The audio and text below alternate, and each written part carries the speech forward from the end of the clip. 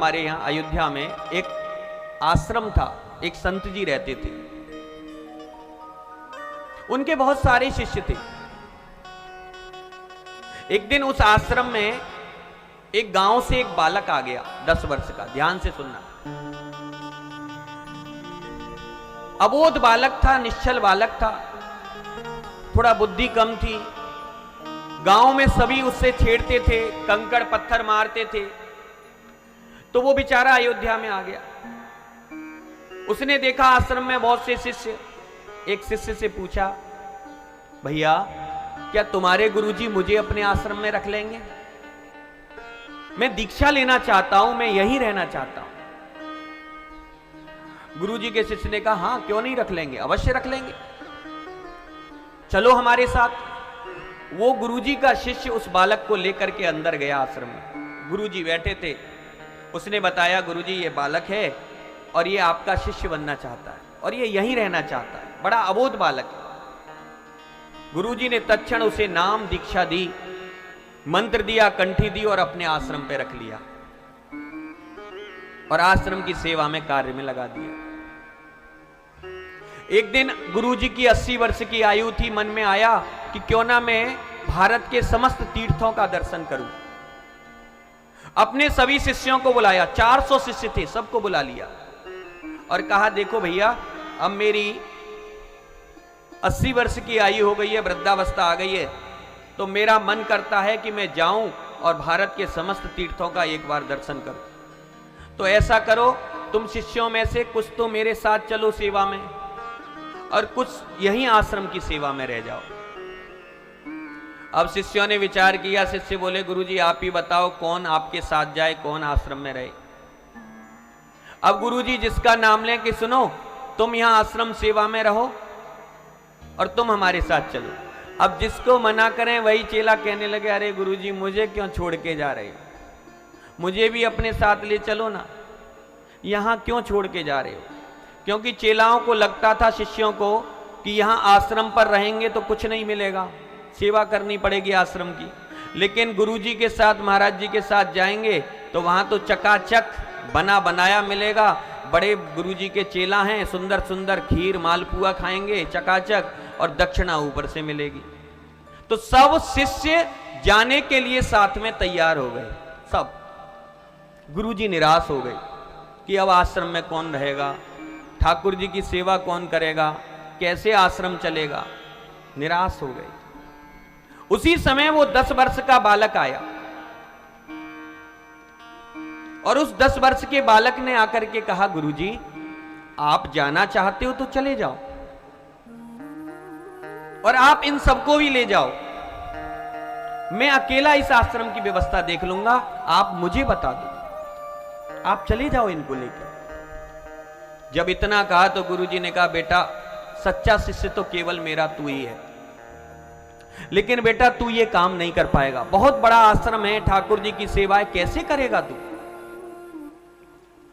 शिष्य ने कहा, उस 10 वर्ष के बालक ने, निश्चल बालक था, बोला गुरुजी एक बार आप बता दो कि प्रातः काल से संध्या तक मुझे क्या क्या करना है, मैं सब कर लूंगा, आप बेचिंता रहो, चले जाओ आप। गुरुजी ने कहा, बेटा कर लेगा? बोले हां, बस बता दो क्या क्या करना है। गुरुजी ने बस प्रातः काल से लेकर के संध्या तक का सारा बता दिया। बेटा सुबह प्रातः काल 4 बजे जगना होगा, सरजू में स्नान करने जाना, जल लेकर के आना, और ठाकुर जी, राम दरबार था उनके आश्रम में, राम जी का दरबार था। बोले इनकी सेवा करना, नहलाना, चंदन लगाना, वस्त्र पहनाना, श्रृंगार करना, आरती करना, फिर मधुकरी लेने जाना, भोजन बनाना और इनका भोग लगा के ही खाना, उससे पहले मत खाना। सुबह से शाम तक की सेवा बता दी। जब सेवा बता दी तो वो 10 वर्ष का बालक बोला, गुरुजी ये तो सब मेरे समझ में आ गया, लेकिन मैं एक चीज पूछना चाहता हूं, ये जो आप कह रहे हो कि इनको नहलाना, इनको वस्त्र पहनाना, चंदन लगाना, इनकी पूजा करना, ये मेरे लगते कौन है, कौन है ये? क्योंकि वो निश्चल था, वो जानता ही नहीं था भगवान कौन होते। बोले थोड़ा बताओ तो ये मेरे लगते कौन है। अब गुरुजी ने विचार किया कि अगर मैं इससे कहूंगा ये भगवान है तो ये कहेगा भगवान कौन होते हैं। अब मैं कहां तक इसे बताऊंगा, क्योंकि ये तो संसारी बालक है। तो गुरुजी को ध्यान आया ये संसारी बालक है, संसार से आया है, संसार के रिश्तों को जानता होगा। तो गुरुजी ने कहा देख, ये जो बीच में बैठे हैं ना, राम जी बैठे थे, बोले ये तेरे पिताजी हैं, इनकी पिता समझ करके सेवा करना। और ये जो इनके पास में बैठी हैं, जानकी जी बैठी थी, बोले ये तेरी माता जी हैं, इनकी मां समझ करके सेवा करना। और ये जो इधर हैं, ये तेरे चाचा जी लक्ष्मण जी, ये चाचा जी हैं, इनकी चाचा समझ करके सेवा करना। और ये जो नीचे बैठे हैं हनुमंत लाल जी, बोले ये तेरे भाई साहब हैं। हाँ, ये सब समझ करके ही इनकी सेवा करना, इनको बिना खिलाए मत खाना, ध्यान रखना। उसने कहा ठीक है गुरुजी, ये पिताजी, माताजी, चाचा जी और ये भाई साहब, ठीक है जाओ अब आप, मैं कर लूंगा। गुरुजी अपने शिष्यों को लेकर के चले गए। बंधुओं, अब वो जो भक्त था 10 वर्ष का बालक, प्रातः काल जगा, स्नान वगैरह किए, सरजू से जल लाया, ठाकुर जी को स्नान कराया, वस्त्र पहनाए, चंदन लगाया, आरती करी, आश्रम की साफ सफाई करी, फिर मधुकरी सूखा सामान भिक्षा लेने गया, भोजन बनाया। अब उसने विचार किया कि ये 4 हैं, पिताजी, माताजी, चाचा जी, भाई साहब, और 5वां मैं हूं, तो 2-2 रोटी के हिसाब से सबको बना ली और 5 थाली परोस करके मंदिर में ले आया। ध्यान से सुनना। अब 5 थाली रख दी और फिर बोला पिताजी भोजन पाओ, माताजी आप भी पाओ, चाचा जी आप भी पालो, भाई साहब आप भी पाओ। अब भगवान कहीं पाते थोड़ी हैं भैया, भगवान कुछ नहीं पाते। और जिस दिन भगवान पाना चालू कर देंगे, लोग अपने घर में बिठाना बंद कर देंगे। वो तो कुछ नहीं पाते, तब उनकी सेवा नहीं कर पाते। लेकिन वो निश्चल बालक था, वो जानता नहीं था। उसने सोचा गुरुजी ने कहा है कि खिला करके खाना। अब खड़ा रहा। अब भगवान थोड़ी पाते हैं, भगवान तो दृष्टि के द्वारा भोज को ग्रहण करते हैं, नासिका से सूंघ करके ग्रहण करते हैं। वो खड़ा रहा। उसने कहा ये तो पा ही नहीं रहे। फिर बोले पिताजी, माताजी, चाचा जी, भाई साहब भोजन पालो, मैं भी पाऊंगा, फिर आप पाओगे। गुरुजी ने कहा है पहले इनको खिलाना फिर खाना, अब पाओ। लेकिन फिर भी नहीं भगवान आए। उसने कहा हो सकता है ये मुझसे शर्म कर रहे हो, चलो पर्दा लगाई देता हूं। पर्दा लगा दिया, फिर खड़ा हो गया। थोड़ी देर के बाद पर्दा खोला तो फिर थाली जैसी की तैसी। उसने कहा ये तो पा ही नहीं रहे, गुरुजी की आज्ञा का पालन नहीं हो रहा। गुरुजी ने कहा था इनको खिला करके खाना, अब क्या करूं। बोले ज्यादा ही शर्म कर रहे हैं, चलो कोई बात नहीं, मैं दरवाजा लगा देता हूं, अब पालो। दरवाजा बंद कर दिया, बाहर खड़ा रहा। कुछ देर के बाद दरवाजा खोला, फिर भी थालियां रखी थी। अब तो रोने लगा वो, क्या करूं, गुरुजी ने कहा था इनको खिला करके खाना, अब ये नहीं खाएंगे तो मैं कैसे खाऊंगा। गुरु की आज्ञा का पालन नहीं हो रहा। गुरुजी पूछेंगे क्यों नहीं खिलाया, क्या जवाब दूंगा। इससे तो अच्छा है कि अब मैं अपने शरीर को त्याग देता हूं, अब मैं जीवित नहीं रहूंगा, गुरुदेव की आज्ञा का पालन नहीं हो रहा। और ऐसा विचार करके वो छोटा सा बालक सरजू में कूदने के लिए चल दिया। भगवान ने देखा कि ये तो सरजू में कूदने जा रहा है, बड़ा निश्चल बालक है। हनुमान जी से कहा हनुमान जाओ जल्दी से इसे पकड़ के लाओ, कहीं ऐसा ना हो कि ये सरजू में कूद जाए। हनुमान जी दौड़ते हुए गए। वो जैसे ही सरजू में कूदने वाला था, हनुमान जी ने पकड़ लिया। बोले कहां जा रहे हो। बोले तुम कौन हो। बोले हम आपके भाई साहब। तो बोले भाई साहब आ गए आप। बोले हां, चलो जल्दी से, पिताजी ने बुलाया है। हनुमान जी लेकर के आए। लेकर के लौट करके आए तो क्या देखा उस बालक ने कि जो मंदिर में मूर्ति थी, उनकी जगह साक्षात राम, जानकी, लक्ष्मण जी विराजमान है, साक्षात विराजमान।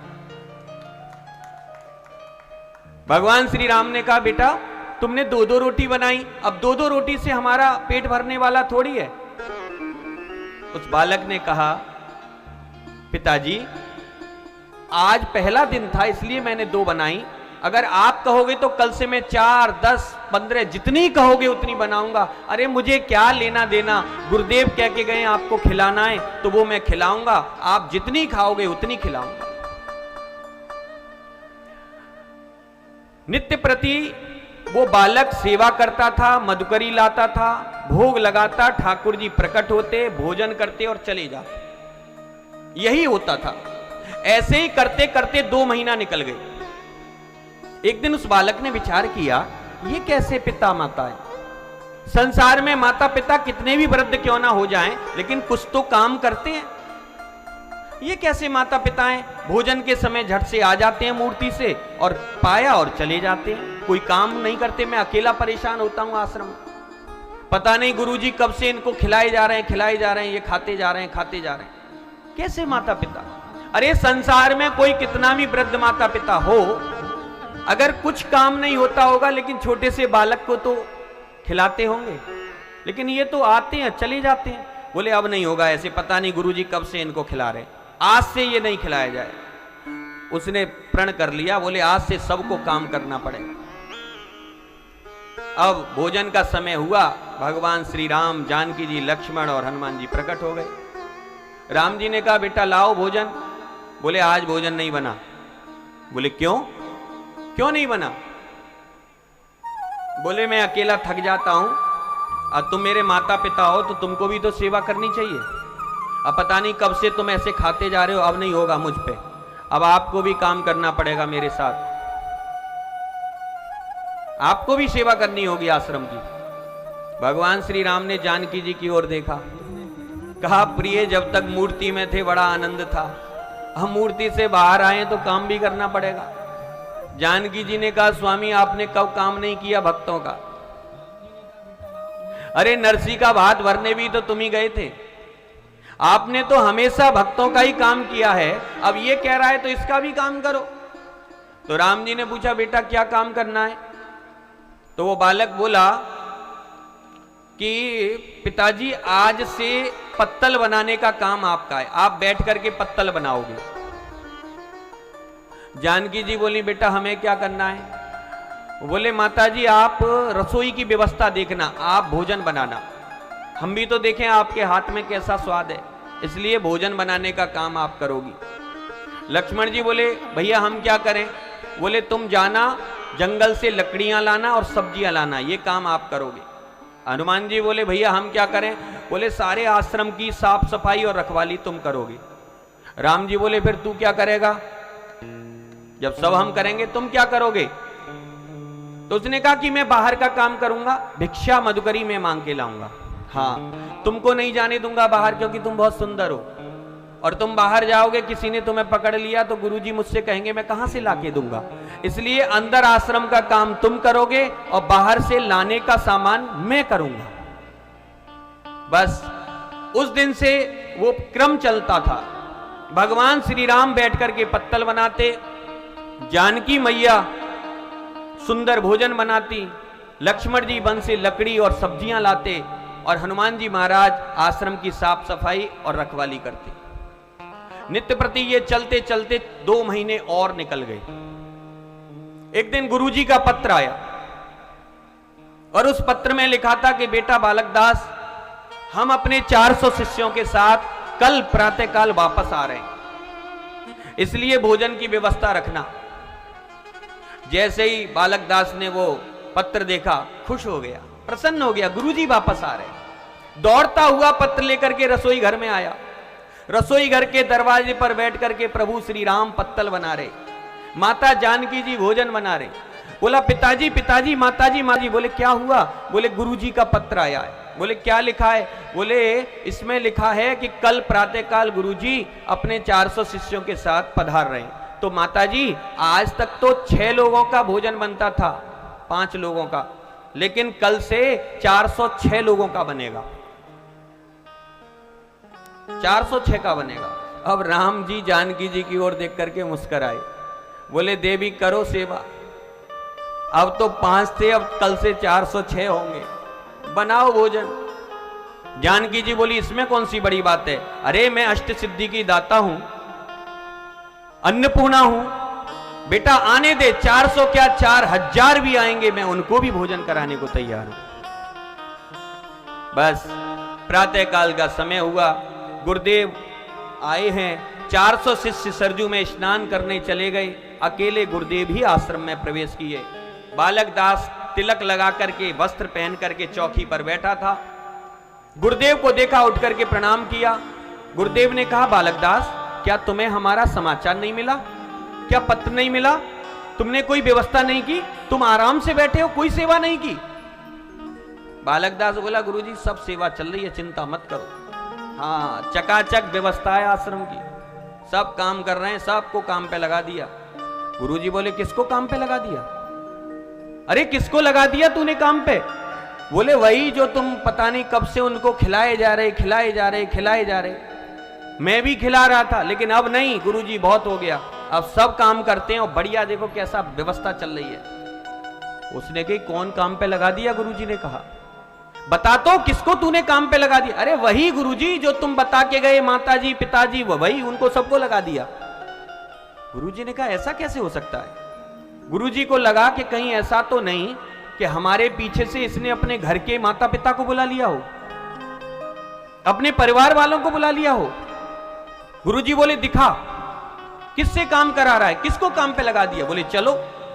जैसे ही गुरुजी को लेकर के गए, उत्तर दिशा का आश्रम का गेट था, उसकी तरफ देखा तो क्या देखा कि लक्ष्मण लाल जी कंधे पर लकड़ी और हाथ में सब्जी लेकर के आश्रम में प्रवेश कर रहे थे। एक झलक गुरुजी को दिखी और लक्ष्मण जी अंतर ध्यान हो गए। आगे बढ़े गुरुजी, देखा हनुमंत लाल जी महाराज बुहारी की सेवा कर रहे थे, झाड़ू लगा रहे थे। एक झलक दर्शन हुआ गुरुजी को और प्रभु अंतर ध्यान हो गए हनुमान।